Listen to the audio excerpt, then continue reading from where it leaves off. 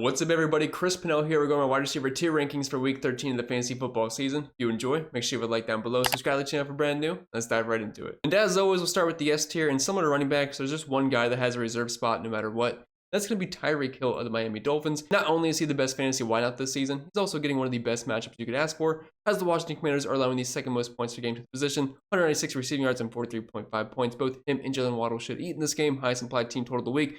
You need me to read out the stats for Tyreek Hill to tell you he's a good play versus Washington. This is not the video for you. Moving on to the A tier, which all these guys have S tier upside. But for respect to Tyreek Hill, his median projection is a few points higher than the rest, so I don't think it's fair to put them in the same exact range as Tyreek, even though they have that upside every single week. Leading us off in the A tier, we have CeeDee Lamb of the Dallas Cowboys. This passing attack has been cooking for a couple months now. I think it's a pretty decent matchup versus the Seahawks. I wouldn't say it's a cakewalk, but they are 19th versus receivers this season, but I don't really care about the matchup either way. CeeDee Lamb is too talented and too good of an offense that puts up a ton of points every single week, 28.25 implied team total on Thursday night football. And I guess the only concern here would be is that these Thursday night games, or really primetime games in general these days, just tend to be clunkers, but I'm not going to let that affect my ranking of CeeDee Lamb. And up next for me is Keenan Allen of the Los Angeles Chargers. They get a road matchup in Foxborough versus the New England Patriots, who are currently 23rd versus wide receivers. But it doesn't matter the matchup, he's going to get hyper targeted every single week, averaging over 11 targets per game this season on a 32% target share. 40% market share of the team's air yards and a 76% weight opportunity share, so it's just purely volume here. Plus, he's good, and he's got one of the better quarterbacks in the league, getting the football each and every single week, so you cannot pass up that volume. A.J. Brown, while he's kind of slid a little bit after he had that amazing streak of 125-plus receiving yards, he got into the end zone last week versus Buffalo, which did give him a decent fantasy day, but his numbers on the season are still absolutely incredible. 9.5 targets per game, 32% target, 80% weight opportunity share, and over a 45% market share of the team's air yards. And I know this matchup versus San Francisco sounds scary in general because their defense is pretty good, but versus wide receivers, that's their one weak spot, ranking 24th versus the position. So if the Eagles want to move the ball, I think him and Devontae Smith are going to have to be a big part of it. Then rounding out our A tier, we have the Sun God, Amon-Ra St. Brown of the Detroit Lions, and he is basically Keenan Allen. They both wear blue jerseys, they both see similar volume, and they both play very similar roles in their offense. They're matchup proof with the volume that they receive. 10.5 targets per game for Amon-Ra St. Brown, 30% target share. The Lions can put up points every single week. Both operate in the slot roughly around 60% of the time. It's not the greatest matchup in the world versus New Orleans Saints, but again, it doesn't matter. The volume will trump all. Moving on to the B tier, we have Jalen Waddle of the Miami Dolphins. And while he's not quite on Tyreek's range, he gets that great matchup and he should be able to eat too. Had a great game versus the Jets on Friday night, evening football, whatever you want to call that. So I'm fine with him being in the B tier this week, even though his numbers are certainly not going to be looking as impressive as Tyreek Hill, but still 70 yards per game, over 5 catches, 7.5 targets, 23% target share. The volume's not going to be as high as the other guys we talked about, but this is purely just being in a great matchup and a good offense, and they're going to put up a lot of points, and Jalen Waddle is going to have to be a part of that somewhat. Michael Pittman's up next from the Indianapolis Colts. Big day versus the Tampa Bay Buccaneers last week, which was to be expected, to be honest, because that was a very soft matchup. And once again, gets a pretty easy spot here versus the Tennessee Titans. And while they don't have the worst defense in the world, they do struggle versus the pass, currently ranking 27th versus fantasy wide receivers. He's getting over 9.5 targets per game, close to 7 catches, 41% target share, over 70 receiving yards, so there's no reason not to like Pittman. The quarterback play isn't the greatest with Gardner Minshew, but he is competent enough to get him the football. Tank Dell, well, to put it simply, he is a tank out there. The dude looks like an absolute stud. Him and CJ Stroud, the rookie combination, should be wrecking the league, hopefully, for years to come. I absolutely love to see it, but he's been a touchdown scoring machine. Had a couple big plays last week. I think one of them got called back, and the one got called an incompletion. But we know the upside is there with CJ Stroud every single week. And this matchup versus Denver, not exactly my favorite. They're allowing these 6 fewest points per game to the position. We know PS2 is a shutdown corner out there. But I do like that this game is at home instead of on the road in the altitude over in Denver. So that should keep it at least somewhat viable for the Texans. And they do have a pretty high implied team total this week at 25.5. So if you're going to be CJ Stroud's number one wide receiver, a guy that's averaging nearly 300 passing yards per game, yeah, you're going to have to at least be in the B tier going forward. Then we have Brandon Aiyuk of the 49ers, and this is going to be a big game this week for fantasy and real life purposes. These are two of the best teams in the NFC facing off. And the 49ers are actually road favorites in Philly, 2.5-point favorites. And it's going to be a big game. Tons of fantasy options. Jalen Hurts, Brock Purdy, Christian McCaffrey, DeAndre Swift, Brandon Aiyuk, Deebo Samuel, George Kittle.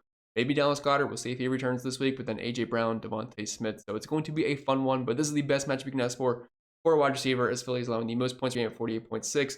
Also, nearly 200 receiving yards and over 1.5 receiving touchdowns specifically to the wide receiver position. I use receivers versus them every single week, and it tends to work out more often than not. We know Aiyuk, he's a stud.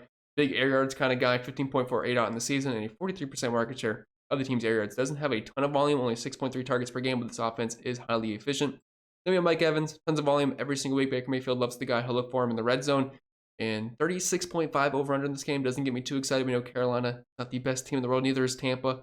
And they're much softer versus the run they are versus the pass, allowing the actual fourth fewest points per game to the wide receiver position. But the 8 targets per game, touchdown scoring machine, and air yards kind of guy, 41% market share of the team's air yards and 15.1 ADOT on the season.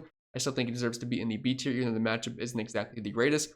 And not that it really means anything, but the past games versus Carolina has been pretty good for Mike Evans. And moving on to the C tier, we're going to have Devontae Smith. And really all these guys in the C range have B tier upside, but we have to have a cutoff point at some point. So we have 30 guys in the B tier. So if you have any complaints, I'm sorry, but just know that they're all pretty much the same. Once we get into the B, C tier, then the D and F tier is when we actually have a drop off. So B and C, honestly, could just be a big melting pot. We have Devontae Smith of the Philadelphia Eagles, and like I said, just really looking forward to this game in general. 2 really good weeks back-to-back for Devontae Smith, getting 7 targets per game this year, 5 catches, 67 yards, touchdown in 0.45 games this season, 23.5% target share. And like I said, the matchup versus the 49ers, the 1 weak spot is the wide receiver position. Nico Collins of the Houston Texans, both him and Tank Dell do present similar upside, but I do have a slight preference towards Tank Dell. But Nico Collins has been busy this year, 80 yards per game, 7.5 targets, 0.5 receiving touchdowns per game on a 23% target share. Really no reason not to keep starting the guy. Adam Thielen, now you might have some question marks about him last week. 3 targets in that one. They obviously had to make a coaching change, but this is a great matchup versus Tampa Bay, so I would be surprised if he doesn't bounce back a bit this week. 9 targets per game on 7 catches, 28% target share, and the Tampa Bay Buccaneers are allowing the 4th most points per game to the wide receiver position. So they should be trailing this one, 5.5 point dogs, so I'm fine going back to the Adam Thielen well, even though it can be a bit dusty and moldy down there. Then we have Deebo Samuel of the 49ers. A great week last week on Thanksgiving versus the Seattle Seahawks. 22 fantasy points, had 9 targets in that one, 7 catches, and got some carries. And he can kind of operate as that RB2 role for the 49ers at time, which is always nice. Just some extra added bonus touches. But for all the reasons we like Ayuk, we like Deebo Samuel here. He's not going to be as consistent through the air as Ayuk. We've seen that so far this season. But when he's on the field, he's healthy. Super hard to tackle, so we can get him in open space. Love the upside here. They have Cooper Kupp of the Rams, and man, it has been a brutal, almost 2 months now where he has not crossed the double-digit point threshold. And we get a brutal matchup here versus the Cleveland Browns. They're allowing the fewest points per game in the position, 25. And on the season, 7 targets per game, but less than 4 catches now for Cooper Kupp. I believe he's only gotten 1 touchdown this season, maybe 2.14 touchdowns per game on the season. I have to do the math there on how many games he has played, which I don't remember exactly. 26% target share, which is still fine, but man, the numbers are just not looking too good for Cooper Kupp this season. So it's going to be a tough sledding here, but at least they're at home. 21.5 implied team total, but isn't that going to be a great spot? And this is the lowest I've ever had Cooper Kupp in rankings, so it's been a definite fall from grace here, unfortunately. And speaking of falling from grace, we have Ja'Marr Chase here of the Cincinnati Bengals, and it's just unfortunate. When there's no Joe Burrow, we just can't have him that high. And both these guys, Cooper Kupp, Ja'Marr Chase, you'd expect them in the A and S tier at the beginning of the season, and now we're talking about them in the middle of the C tier. But when Jake Browning's your quarterback instead of Joe Burrow, I mean, you're just not going to have similar upside. I think that's pretty obvious. Good matchup versus the Jaguars, and they're going to be trailing 8.5 point dogs here. They're 26 versus wide receivers, and the volume will be there. It's just the quality of these targets are definitely going down. Chris Olave, back-to-back pretty good weeks for the New Orleans Saints. Decent matchup versus Detroit, who just got shredded by Christian Watson on Thanksgiving. They're currently 24th versus wide receivers. We know the upside with Chris Olave. He's been hyper-targeted this season, 9.5 targets per game, 26.5% target share, 15.3 ADOT, 1,500 air yards in the season, which is actually more than Tyreek Hill, and a 42% market share of the team's air yards. It's just him and Derek Carr don't have the best connection in the world, but it seems like it's getting better. At least I think he deserves to be top 20 receiver this week for sure. Calvin Ridley of the Jacksonville Jaguars, another guy that can be very inconsistent, but we know the upside is there, and he showed it the previous 2 weeks. So if he's going to start getting hot to end the season, that'll be really nice to see, because we went through stretches where Calvin Ridley was almost droppable at some points. I would never advise to drop him because we know his upside, but definitely we're benching him in certain matchups. But decent spot versus Cincy, they're middle of the road versus wide receivers, but I like the upside I've seen recently out of him. Terry McLaurin, this is a great game script for the passing attack for the Commanders. They come in as 9.5 point dogs at home here versus Miami. 49.5 over-under, which is the highest of the week. 8 targets per game on a 22.5% target share. And their team has been throwing the ball more than the Commanders recently, so the volume will be there. Plus, Miami is currently 21st versus wide receivers. Then we have a couple of bad matchups here for these next guys. So we have Puka Nacua. We just talked about that with Cooper Kupp. It's really hard to rank these two besides having them very close together, so I think the upside is very similar for both these guys. DK Metcalf is also here as well. Just a brutal matchup versus the Dallas Cowboys. They're allowing the 3rd fewest points to gain to the position, but they should be trailing. They are 9-point dogs on the road in Dallas, 19.25 implied team total. He's seeing 7.5 targets per game on a 43% market share of the team's air yards, and also ADOT at 15.5. So the upside will be there. And if they're going to be throwing the football, I think DK Metcalf has upside for getting double-digit targets in this one. Then Christian Kirk, pretty similar play to Calvin Ridley, but in recent weeks, it's definitely kind of shifted more towards in Ridley's favor. But he's still a somewhat safe option, still averaging over 7 targets per game this year on 22.5% target share, and he gets the same exact matchup. Leading off our D tier, we have DeAndre Hopkins of the Tennessee Titans, and he does have some upside with Will Levis for some big play potential on the season. His ADOT's currently 15.7, which is the best of any wide receiver we have talked about. So far, 40% market share of the team's yards and a 26.5% target share. Middle of the road matchup versus the Indianapolis Colts.